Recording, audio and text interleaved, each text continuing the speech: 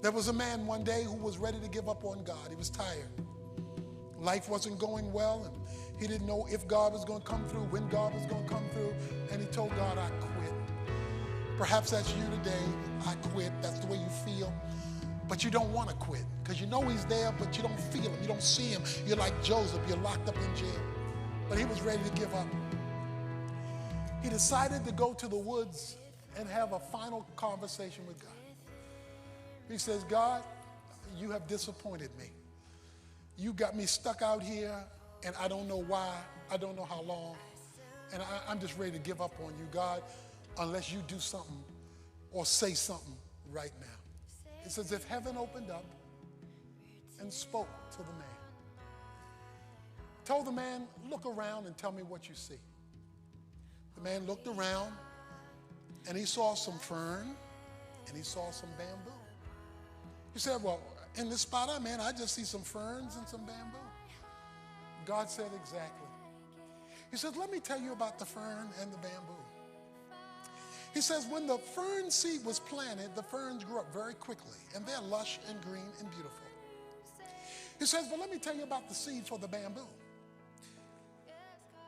When the seed was planted for the bamboo, the first year you saw nothing. The second year you saw nothing. The third year you saw nothing. The fourth year you saw nothing. And the fifth year you saw nothing. It was at the end of the fifth year that the first shoot of the bamboo came up. He says, how tall is that bamboo that you're looking at? It's 100 feet tall. He says, the reason why the bamboo is 100 feet tall is because the 5 years when you saw nothing, it was growing deep on the inside. It was growing deeper roots on the inside. Now, the reason it was going deeper on the inside is because I knew I planned for it to be 100 feet on the outside. Now, that fern isn't growing as high, so it could come out real quick. But because of where I was taking the bamboo, I had to allow things to go deep inside before I could show what it would look like outside.